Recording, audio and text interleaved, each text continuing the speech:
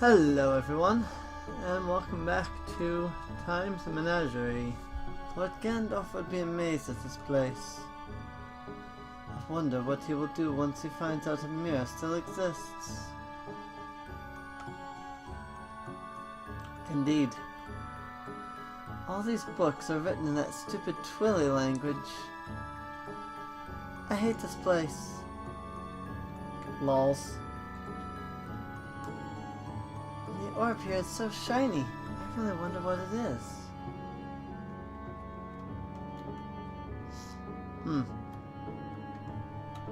Good question, isn't it? And let's go to sleep real fast. I think that recovers everything.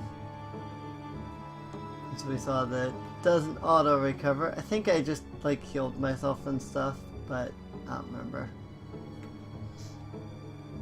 Anyway, let's go ahead and talk to Una here. Head off to the Church of Majora. Like last time, you might want to hold your breath. This might feel a bit awkward at first. The Church of Majora is not a very friendly place. Woo!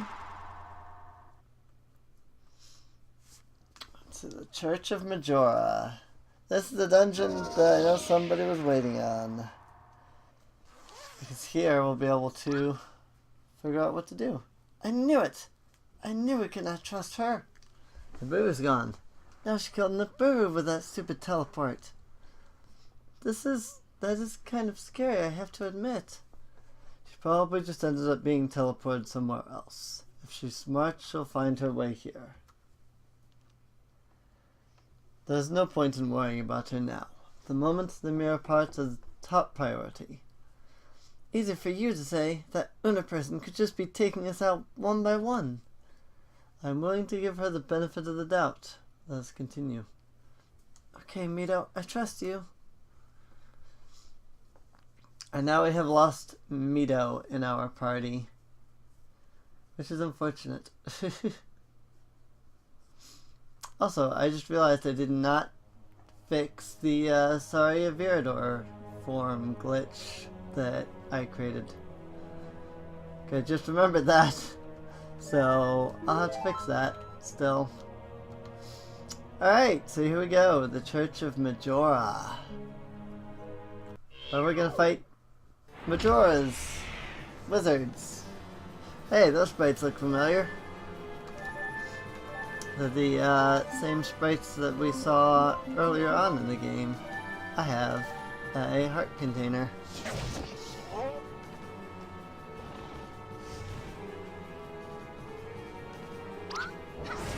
Unfortunately, we only have one character who actually has much in the way of strength. Oh yay, they have spells to make themselves stronger.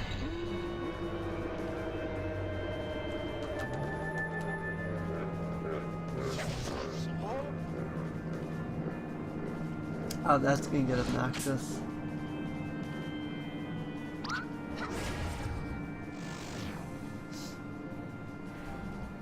Yeah, resist aura. That guy is certainly prepping everything he can, isn't he? That's alright. I think we can take him down.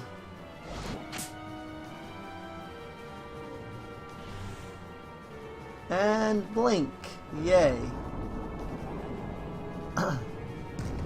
Blood Majora attacks.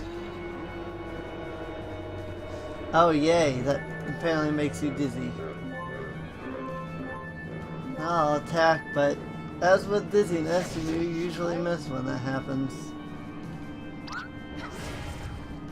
You know, I don't think that's a standard, like, I think that's a standard, like, status ailment in the game, dizziness. So, I don't know why it makes it, like, so impossible to hit, though. Like, okay. Oh, because this guy's blink. Right. Forgot about that. I was like, wow, I cannot hit this guy at all. But no, he's got blink is what it is, that's right. And that's Dizzy. Oh yay, now they both have blink. So that's problematic. He dead.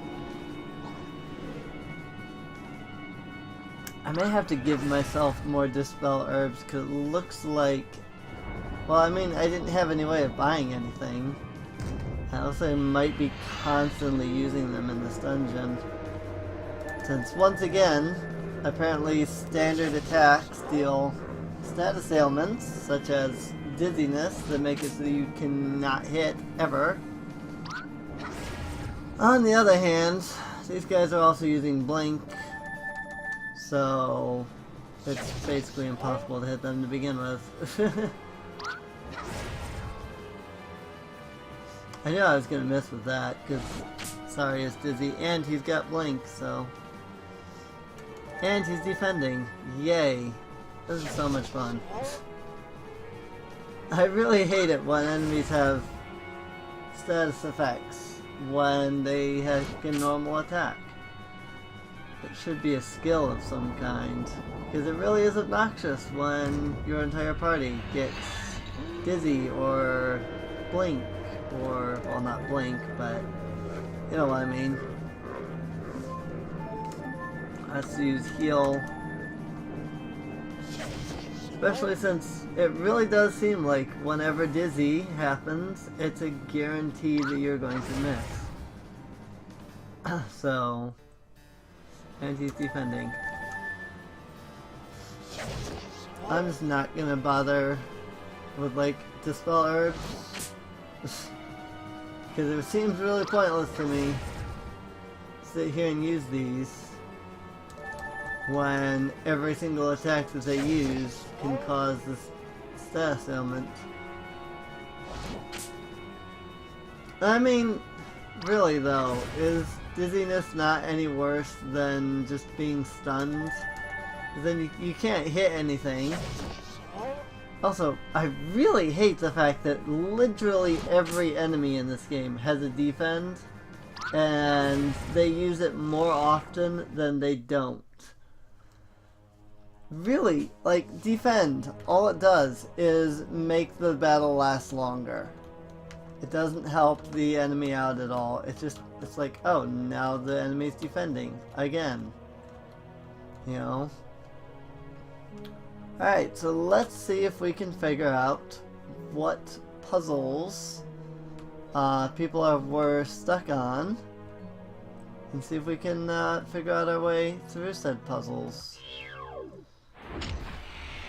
that people were stuck on. So, I'm sure that, you know, if somebody needs help in this game, that they'll be able to just watch this playthrough now. Since I'm basically through it at this point. I mean, yeah, I mean, I've still got to deal with the fact, I've still got, what I'm trying to say, I've still got 2 more dungeons to do, still. Not much left to this game, to be honest. Mito's story is kinda similar to Twilight Princess after the 3rd dungeon.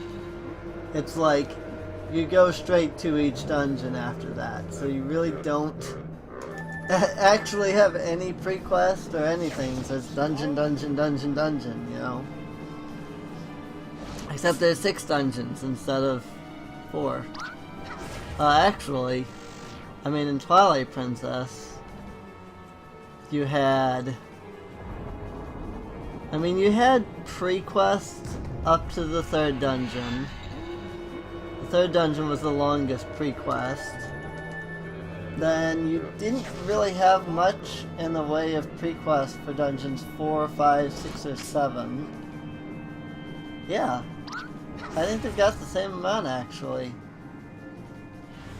Because the pre-quests are, I think that metal guy only ever uses like blink and resist and stuff like that. That's obnoxious. But the pre-quests in Twilight Princess, those were like, or the dungeons in Twilight Princess, it was like, once you hit the Arbiter's ground, like there was, I guess there was pre-quest, but it wasn't like as heavy as the rest of the games. Like the pre-quest for dungeons 1, 2, and 3 were massive. And you had Dungeon 4 that was like, oh, here's pre-quest. And then you had Dungeon 5, which was like, walk up to Snowhead and play a minigame.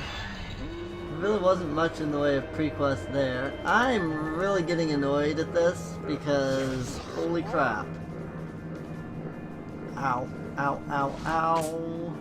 I took off my wrist brace, even though I was still in pain, so I could play this game, and I'm still in pain. And my hand just locked up. So, let me tell you what happened at work today, okay? I know you don't really care. But let me tell you. I work in typical fast food, Wendy's. I'm really getting tired of this. I have missed every single attack now for the last 4 rounds. This is really getting annoying. Miss. Or if I've hit, it's been like with Saria or Rudo and dealt like no damage. Completely missing. You know what? I'm just done. Goodbye. I'm just done. Ow, ow, ow. So let me tell you what happened at work today. I had to do, the closing of the grill, because that's just what I was doing today. You know, when you do the grill close, as it's also known as, basically you do, that's nothing, I don't think this is anything, it's not, okay. Basically you do, the fire bottoms. You know, you've got, at Wendy's you've got the fires that we, you know, cook like the chicken and the fish when we have fish. But the chicken, because I think that's really all we normally have, now that I think about it, it's just chicken. But you have the fires that you cook the chicken in, right? Well, every day we have to take the, we have to do what is called filtering, where sorry, I'm putting my wrist brace back on so I can't exactly move, because this requires both hands. But we filter the fires, you know, to remove like the crumbs and stuff like that from like the nuggets and things like that, that end up in the vats. Well, we did, you know, every week, once a week, we replace the oil in one of the fryers. And we do that every single day, once a day, for, you know, an entire, until we've done all of the fryers that way. So, well,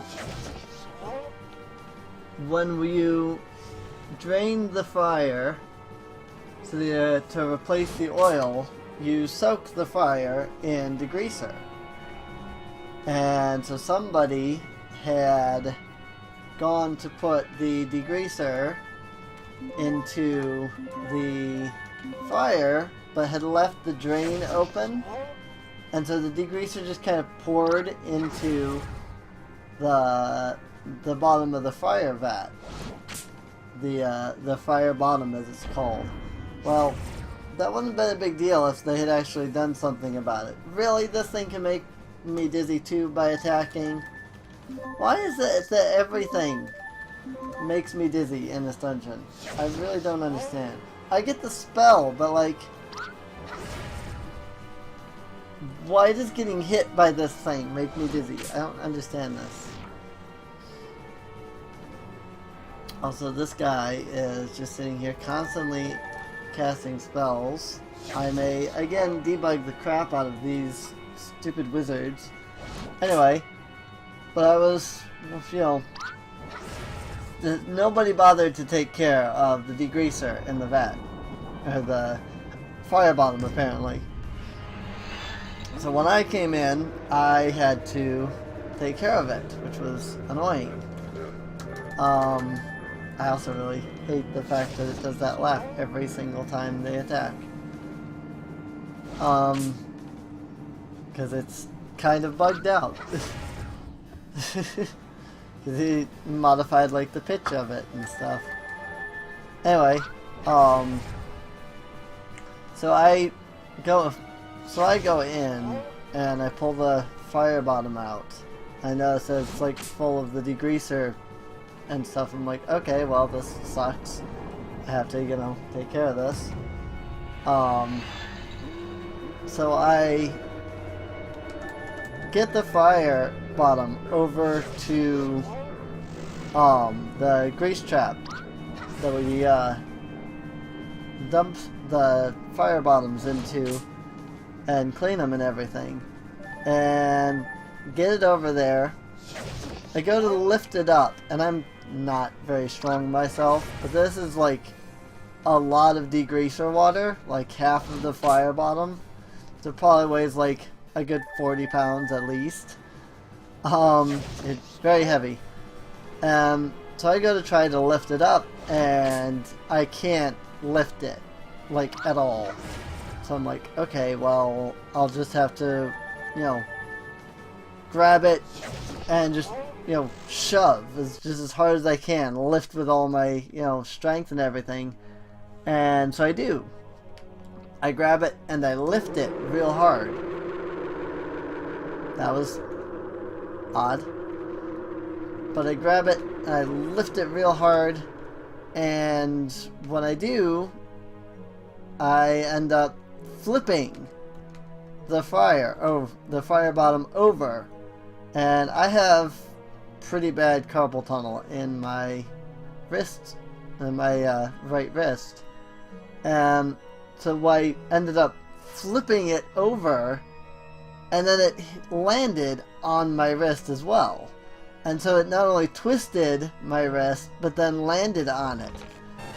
And needless to say, a great big metal container, you know, it's really not like, oh, the entire thing fell on it, but it's like, you know, because it's this great big metal container, right? But of course it's a container, so it's, you know, got like a rim around it and things.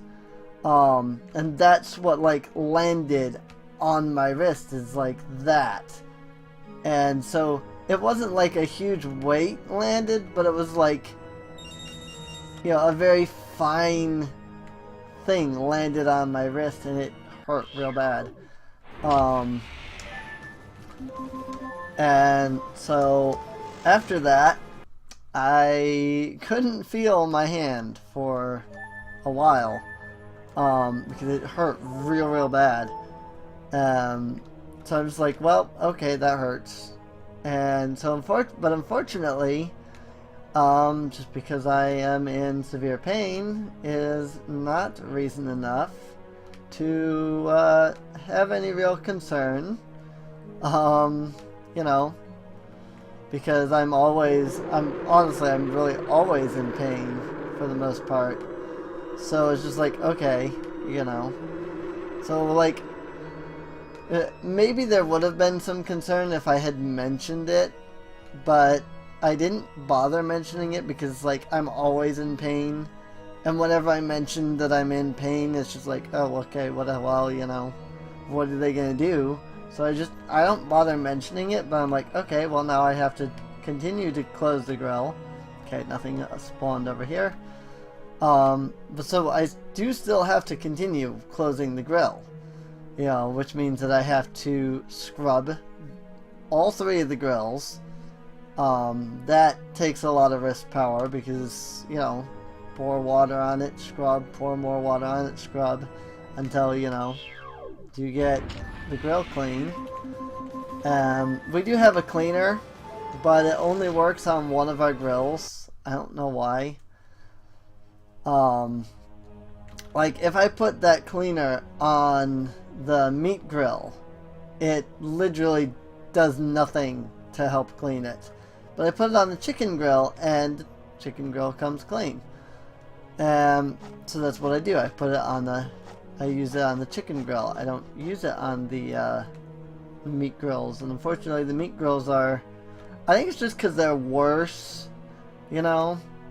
Because they have all the, you know, people cook all the meat on it, and nobody bothers to, like, try to clean it throughout the day or anything. And so I think it's just that it's worse.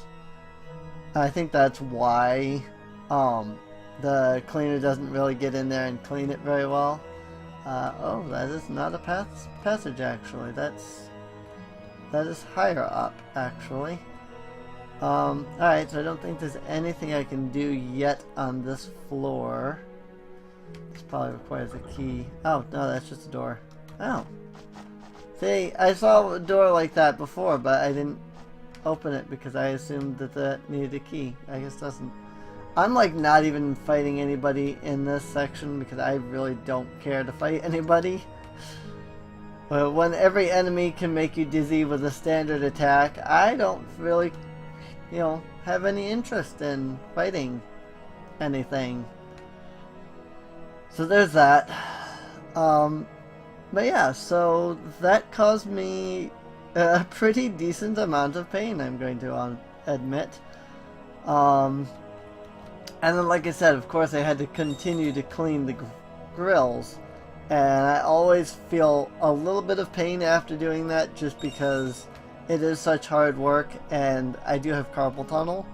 And so that really sucks for me, you know, doing that stuff. And so I always feel pain after that, and then now I was in like a lot of pain because I had the fire bottom land on my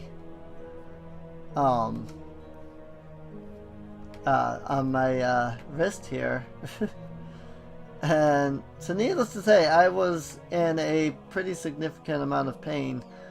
But again, I was just kind of like, well, I mean, I'm always in pain, so really there's not much that anybody ever does about it, so I'm not going to bother saying anything. Even when I did finally, you know, say something, like, I didn't directly say it to the manager. I said it to one of the other workers that was there. Because it was just random chitter-chatter at that point, really. I was just randomly talking to him at one point. Oh, that one is locked. But it was just kind of random chat. And, like, I was saying it to him, and, like, the manager was, like, sitting right there. Because, you know, we were sitting back in the break room and talking there. So I said it, and the manager just kind of, like, stared at me and then just continued on. I'm like, yeah. See, even if I had said anything to the manager, it wouldn't have changed anything. You know? So I knew that it wouldn't, which is why I didn't. So yeah, I have been in a pretty significant amount of pain today because of that, and that's why I'm wearing a wrist brace, as I mentioned. So I did try to take it off so that I could play this easier, but it actually didn't make it any easier for me. So I was still just in pain.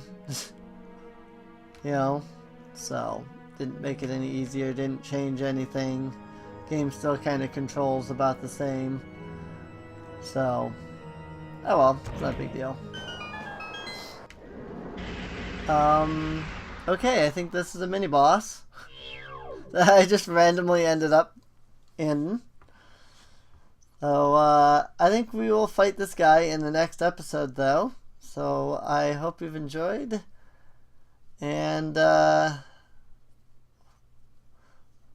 wait! Don't start the fight yet! What? Who was that? It like lags real hardcore if you do anything during battle. Presenting.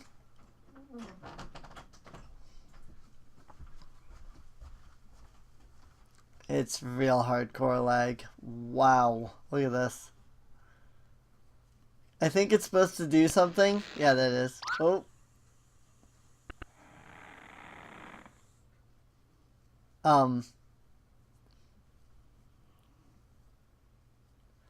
This is some real hardcore lag. Oh my goodness.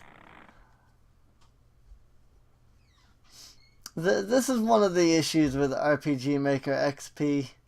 It lags real hardcore if you try to do anything in battle. And really, I don't know how this ended up getting past the beta test stage, because this is pretty hardcore lag. Like, pretty hardcore. Like, wow. As a person, can someone get me down?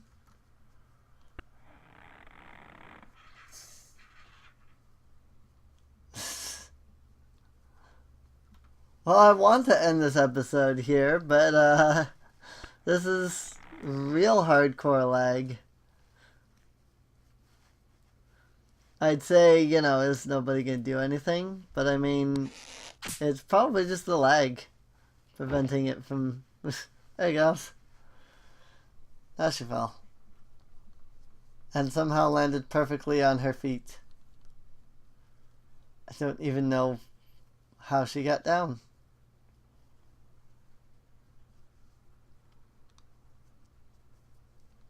Now what?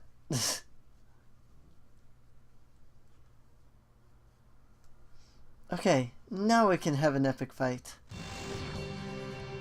Yorinu! Alright, so apparently now we have a new party member, which is why we lost Nibiru. So okay, after that 2-minute, 3-minute cutscene, because of the lag in RPG Maker XP, we're gonna go ahead and end this episode here. So I hope you've enjoyed, and I'll see you all next time. See you later.